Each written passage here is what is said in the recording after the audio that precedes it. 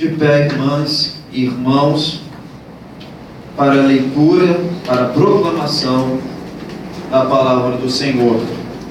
O Evangelho de hoje está no livro de São Lucas, capítulo 24, versículos de 44 a 53. Abra sua Bíblia na página 99. São Lucas, capítulo 24, dos versos 44 ao verso 53. Diz assim a palavra do Senhor. A seguir, Jesus lhes disse: são estas as palavras que eu vos falei, estando ainda convosco. Importava se cumprisse tudo o que de mim está escrito na lei de Moisés, nos profetas e nos salmos.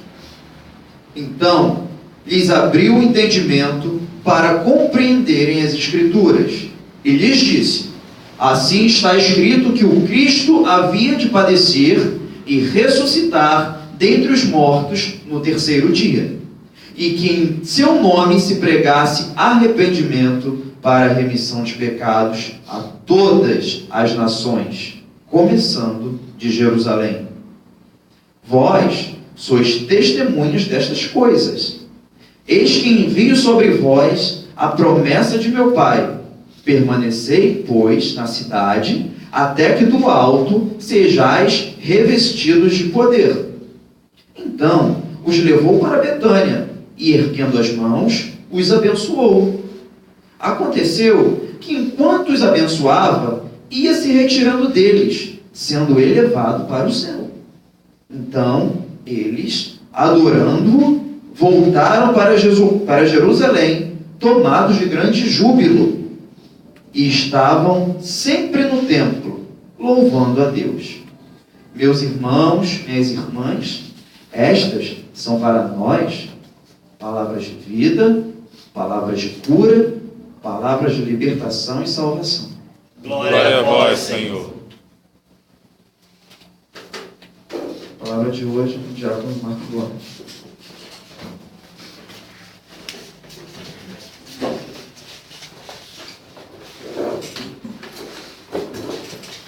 Peço que você curve a sua cabeça, para que nós possamos orar junto ao Senhor. Pai, obrigado por mais esta noite que temos a oportunidade de estar em Tua presença. Temos já ouvido a Tua voz, falando aos nossos corações. Me coloco, Senhor, hoje como um humilde servo, te pedindo que eu seja um canal de fluir, que a Tua palavra, Senhor, seja alimento para as nossas almas nesta noite. Eu te peço em nome de Jesus. Amém, Senhor. Culto de hoje, culto em que lembramos e celebramos a ascensão do Senhor. Durante o período da Páscoa nós temos revisto toda a caminhada de Jesus que culminou no Gólgota com a sua morte. Entramos no período da Páscoa celebrando a ressurreição do nosso Senhor. Porque nós sabíamos que a morte não era o fim, mas apenas o começo. Cristo ressurge e durante 40 dias caminha junto aos seus, dando continuidade aos seus ensinamentos, transmitindo a estes irmãos e irmãs as últimas mensagens que ele precisava deixar, transmitindo a esses irmãos e irmãs os seus últimos ensinamentos antes de retornar para o Pai. Acredito eu que a maioria dos discípulos até então ainda não tinha refletido que ia chegar o momento em que ele não estaria mais com eles. E então chega o momento em que Jesus é levado aos céus, tirado do convívio e da presença dos seus discípulos. E então, o texto que nós lemos aqui em Lucas fala que eles ficaram tomados de grande júbilo. Estavam sempre no templo louvando a Deus. Mas em Atos já deixa uma incógnita. Apesar de ser o mesmo escritor, no livro de Atos ele já deixa uma incógnita. Porque os discípulos estão olhando para os céus, vendo Jesus ser levado. Então 2 homens chegam para eles e perguntam: por que estáis olhando para os céus? Esse mesmo Jesus que veio ser tomado de dentre vós, voltará um dia. E a mensagem que eu quero que a gente medite hoje, essa mensagem já estava no meu coração desde o começo da semana, quando eu estive meditando sobre ela. Escrevi a reflexão que vai seguir no seu boletim, que você vai receber em casa dentro de alguns dias. Faz uma reflexão em cima dessa pergunta: por que olhais para os céus? O hino que nós cantamos hoje, que para alguns foi novo, mas que para mim já é conhecido, para alguns daqui já é bem conhecido, e que diz: ensina-me. Traz uma mensagem que a gente deve refletir sempre. E mais do que refletir sobre esse ensina-me, é você pensar, você está pronto para aprender? Você está pronto para ser ensinado por Deus? Você está pronto para aprender? Você está pronta para aprender aquilo que Ele quer te ensinar? Você consegue analisar qual é a metodologia que Ele usa? Qual é a didática de Deus para nos ensinar aquilo que precisamos aprender? Que ao longo da nossa vida somos ensinados o tempo todo. Os discípulos foram ensinados, e a pergunta que lhes foi feita por aqueles 2 homens, por aqueles 2 anjos, era: por quê? Por que vocês estão olhando para o alto? Por que vocês olham para os céus? Tem muita coisa para ser feita aqui. Parem de ficar olhando para o céu. Tem muita coisa para ser feita agora. Vocês já aprenderam, já foram ensinados, e é hora de executar. E aí você pergunta talvez: mas o que se aprendeu? O que temos aprendido?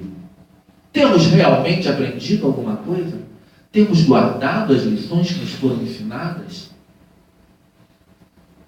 Os discípulos tiveram toda uma vivência com Jesus, mas alguns deles tinham dificuldade de aprender. Um exemplo deles foi Pedro. Pedro, ainda na noite em que Jesus havia de ser traído, na noite da sua morte, Pedro chega para Jesus e declara a ele o seu amor e que nunca o abandonaria. E Jesus se volta para Pedro e diz: Pedro, ainda essa noite, antes que o galo cante, você vai me negar 3 vezes. E Pedro diz: Senhor, nunca eu faria tal coisa. Eu não. Talvez o Senhor esteja falando isso para Tomé. Tomé, eu acredito que Tomé vai fazer isso, sim. Eu acho que Maria Madalena é capaz de fazer isso por Senhor, mas eu não. Eu não. Sou um homem corajoso. Eu assumi o compromisso de andar com o Senhor e eu não vou negá-lo nunca. Isso é impossível de acontecer. E naquela noite, quando Jesus é tomado do meio dos seus discípulos, Pedro vai acompanhar, mas de longe, porque ele tinha medo. Toda aquela coragem foi-se embora. E então Pedro, por 3 vezes, é questionado se ele era um discípulo de Jesus, se ele era um dos que andavam com ele. E Pedro dizia: não, eu não conheço esse homem. E chega até a xingar, a ser ofensivo. E quando ele termina de negar pela 3ª vez, o galo canta. E aí ele cai em si. Aprendi minha lição.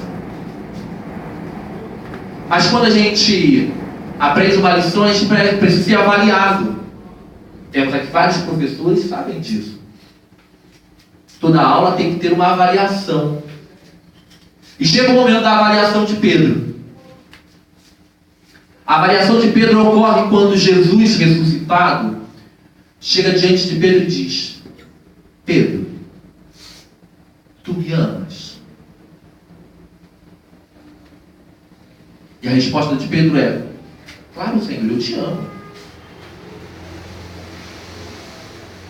E Jesus, por uma 2ª vez, pergunta para ele: Pedro, você tem certeza de que você me ama? Ele diz: sim, Senhor, eu te amo.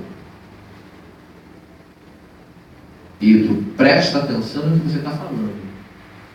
Você me ama mesmo? E então ele diz: Senhor, tu sabes.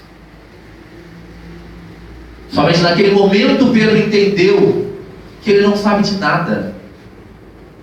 Até aquele momento ele ainda tinha certezas. Ele ainda achava que sabia de alguma coisa. Então naquele momento ele percebe: eu não sei de nada, Senhor. Quem sabe é o Senhor. O Senhor é quem sabe se eu realmente te amo. E aí então naquele momento todas as certezas de Pedro caíram ao chão. E aí ele ouve de Jesus: Pedro, você vai experimentar ainda muita coisa. Hoje você vai para onde você quer, você faz o que você quer. Mas haverá dias em que te levarão a lugares onde você não quer ir, para discutir coisas que você não deseja. Aprender de Deus é muito difícil, porque implica em abrirmos mão das nossas certezas, das nossas seguranças, que nós julgamos tão firmes, inabaláveis, para nos submetermos ao que é a boa, perfeita e agradável vontade de Deus. É nos submetermos ao que Ele tem reservado para nós. Pedro experimentou isso. Pedro não foi o único. Maria Madalena também passou por essa experiência. No dia em que os religiosos daquela época e daquele lugar decidiram que ela deveria ser apedrejada, e que usaram isso para tentar a Jesus, e que chegaram diante de Jesus e colocaram aquela mulher caída ao chão, cercada por uma multidão revolta. E chegam para Jesus e perguntam: Senhor, o que nós devemos fazer com essa mulher? Pela lei diz que nós devemos apedrejá-la. É uma adúltera. Está em erro.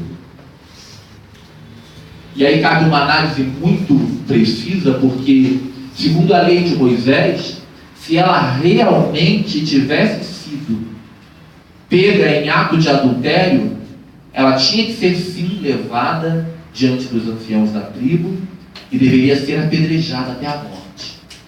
Mas não sozinha. Ela e quem tivesse pecado junto com ela. Então eu não sei qual foi o real pecado de Maria Madalena.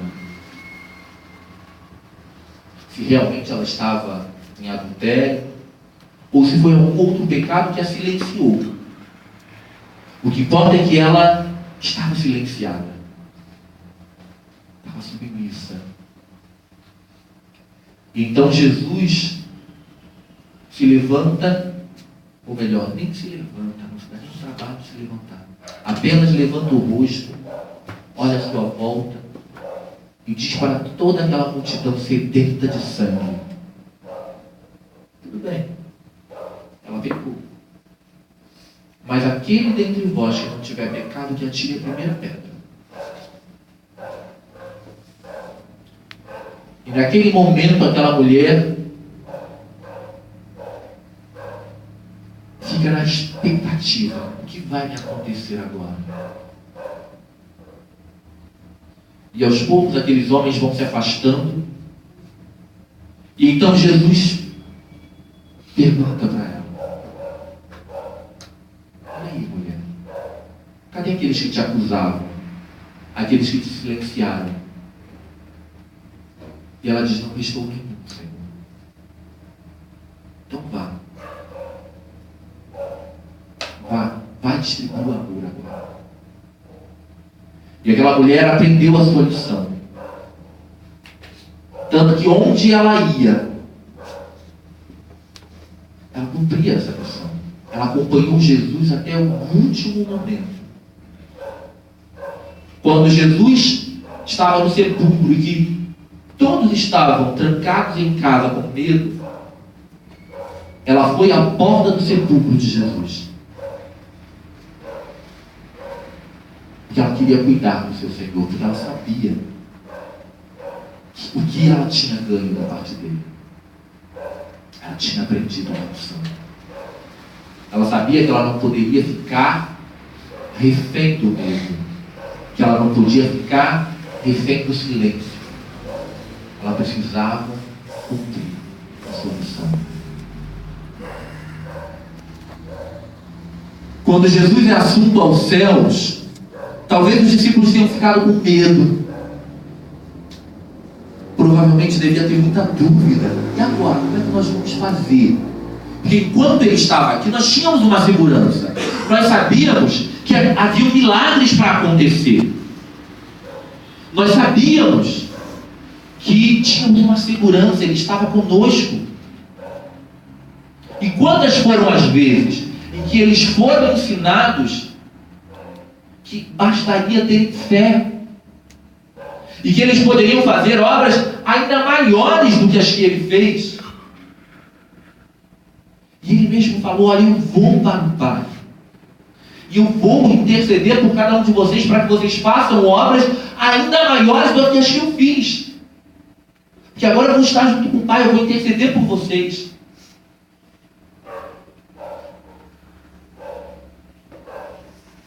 Era a hora então de colocar em prática aquilo que até então eles tinham aprendido. Mas qual foi essa lição assim tão grande? Ser testemunha. Vós sereis minhas testemunhas em Jerusalém, em toda a Judéia, em Samaria e até os confins da terra. E o que é ser testemunha? Testemunha é eu falar aquilo que eu quero, aquilo que eu penso. Não. Quem aqui já assistiu CSI? Todo mundo assiste, né? Todo mundo adora CSI. E quando chega, tem toda aquela parte do colher as provas, de juntar tudo. Então culmina tudo onde? No tribunal. Então vem as testemunhas. As provas servem para corroborar com os testemunhos. E a testemunha é aquela pessoa que vai narrar o fato exatamente como ele aconteceu. A responsabilidade da testemunha é transmitir exatamente aquilo que ela viu, sem pôr nem tirar nada. É narrar os fatos exatamente como eles são, sem dar interferência alguma. Eu adoro quando eu vejo naquelas cenas de tribunal, quando o cara tenta dar a sua opinião e o advogado, por favor, atenha-se aos fatos. Foi para isso que Jesus chamou cada um daqueles discípulos, para serem testemunhas. E como testemunhas, se aterem única e exclusivamente aos fatos que ele narrou, sem darem as suas impressões pessoais, sem interferirem nos fatos que eles tinham testemunhado, que eles tinham visto, que eles tinham vivido ao lado dele. Era necessário transmitir a todos. E ele sabia, Jesus sabia que para eles serem mensageiros, eles teriam que ser como as testemunhas, realmente, se atendo aos fatos. Indo para a Judéia, indo para Samaria. Imaginem como foi para eles ouvirem da parte de Jesus: olha só, vocês vão ter que procurar os samaritanos. Eu mostrei para vocês como se faz. Eu ensinei para vocês como vocês devem se chegar até eles. Então façam exatamente o que eu fiz. E depois que vocês forem também aos samaritanos, vocês vão até os confins da terra. E olha que os confins da terra naquela época nem eram tão longe assim. Não pensa que Jesus estava falando para eles: olha, vão até o Brasil. Eles nem faziam ideia de que existia essa terra do Piniquim. Os confins da terra eram ali pertinho. Chegar até a Itália já era chegar no fim do mundo. E eles precisavam chegar e ser testemunhas fiéis. Narrar tudo aquilo que eles tinham visto e vivido. E não pensem que foi fácil. A Bíblia nos mostra em muitos momentos que eles precisavam ser relembrados daquilo que eles tinham aprendido. Tanto que Jesus deixou bem claro para eles: olha só, eu vou para o Pai, mas na semana que vem, o pastor Márcio vai falar para vocês sobre o Paráclito, sobre aquele que viria para vos lembrar de todas as coisas. Em vários momentos eles tiveram que ser lembrados. Pedro, uma certa feita, teve que ser lembrado que Deus não faz acepção de pessoas. Apesar de ter visto isso em vários momentos, ele ainda tinha dúvidas. Ser testemunha não é fácil, não é simples, mas é necessário. A testemunha é importante demais.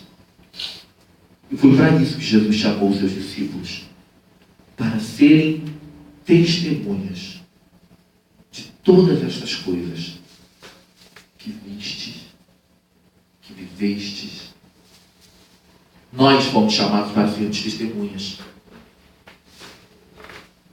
E quando eu digo que não é fácil, é porque às vezes a gente tem que colocar tanta coisa para trás, tanta coisa de lado. Ser testemunha é às vezes você dar literalmente sua cara a tapa, correr risco de não ser bem entendido. Nós fomos chamados, enquanto igreja da comunidade metropolitana, a sermos testemunhas no Brasil e no mundo. E atualmente, nós temos vivido isso com uma intensidade fora do comum. Hoje eu estava vendo, não consegui abrir a matéria, infelizmente, porque a minha internet é aquela de 75 centavos. Não dá. Apesar de, aproveitar que está sendo gravado, apesar de acharem que eu ganho dinheiro, eu não ganho dinheiro para estar aqui. Deixar isso bem claro, né? Tem gente que está achando que eu ganho dinheiro para estar aqui. Não ganho. Então eu tenho internet de 75 centavos, que não dá para comprar o pacote de dados. Então eu não consegui abrir, mas a ICM está sendo testemunha lá em Fortaleza, no Ceará. como a igreja que não faz acepção de pessoas, a igreja que luta contra os preconceitos. Você sabe o que é isso? O que é ser reconhecido como a igreja que luta contra os preconceitos? É assim que nós estamos sendo vistos. Lá em Maringá, a igreja da comunidade metropolitana em Maringá é vista como a igreja que acolhe, que inclui aqueles que ninguém quer mais, que às vezes nem a própria família os quer mais. É assim que nós somos vistos. Nós somos testemunhas. Hoje, nós somos a igreja que está anunciando a todos, todas, e isso está chegando ao Brasil inteiro, e até fora do Brasil já, que nós somos uma igreja que se dispôs a incluir a todos, todas. Somos testemunhas, narramos os fatos, e o fato é: Deus amou o mundo de tal maneira que deu o seu único Filho, para que todo e toda que nele crê não pereça, mas tenha a vida eterna. Isso é o testemunho que nós temos que levar adiante. É a verdade que nós não podemos calar nem silenciar. Chega de ficar olhando para o céu, esperando que algo caia de lá, porque no céu só cai chuva e nada mais. É hora de sair do chão da vida e colocar em prática aquilo que dele ouvimos e que dele recebemos, que dele vivenciamos. É o momento de nós pararmos de ficar olhando para o céu e tomarmos as sementes que ele nos deu e lançarmos ela no chão da vida, lá na Rua da Lama, lá em Jacarepaguá, e onde mais o Senhor nos levar, até os confins do Rio de Janeiro, que até lá em Volta Redonda já está chegando a nossa mensagem. E foi lindo ler uma matéria onde eles ensinam até como é que funciona o sistema de implantação de igrejas da ICM. Isso é Deus que a gente está fazendo. Então Deus te chamou para ser testemunho. Não tenha vergonha de testemunhar, porque senão você vai ser intimado a testemunhar. Que é assim que acontece. Amém? Guarda essa palavra no teu coração. Medite. Se disponha a ser testemunha daquele que te chamou das trevas para a sua maravilhosa luz. Se disponha a aprender com aquele que está pronto a nos ensinar. E que muitas vezes a lição não é exatamente o que você espera, mas ele sabe o que é melhor para cada um de nós. Coloque-se de pé.